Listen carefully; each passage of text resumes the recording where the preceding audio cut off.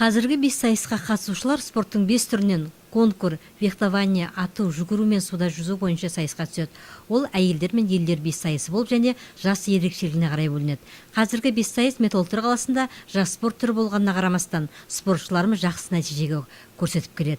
Бұған Алматы қаласында наурыз айында өткен Қазақстан чемпионатында жерлестеріміздің қол жеткізген жетістіктері куә. Бірнеше жыл бұрын Қазақстан құрама командасына 2 теміртаулық спортшы Евгений Малахов пен Константин Качура шақырылған болатын. Качура, Малахов, да, у нас спортсмены, которые мы передали в Алмату, сейчас они повышают свое спортивное мастерство там. Качура, Малахов біз Қазақстан құрамасына бердік.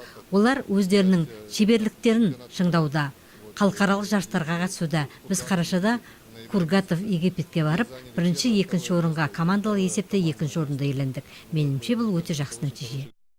Онымен бірге біздің спортшыларымыз өзгелермен қатар сайысқа түседі.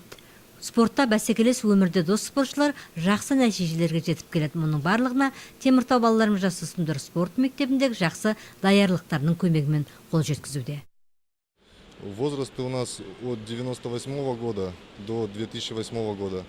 Общее количество в городе Темиртау занимается 40 спортсменов. Біздің спортшыларымыздың жасы 1998 жылдан 2008 жылға дейін. Теміртау қаласында 40 спортшы жаттығуда, барлығы кәсіби спортшылар. Мамыр айында Теміртау қаласында Қазақстан чемпионаты өткізіледі.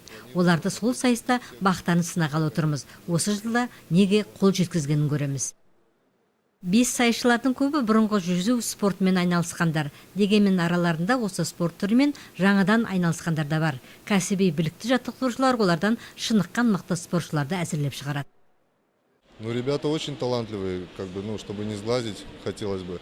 Развивается он спокойно. Біздің спортшыларымыздың барлығы талантты, көз тимесін дейін. Оларды жоспарлы түрде шынықтырып отырамыз. Республика Федерацияға алғысымызды білдіреміз. Теміртау балалар мен жасөспірімдер спорт мектебінің жаңа басшысына қолдау жасаған үшін де рахмет айтамыз.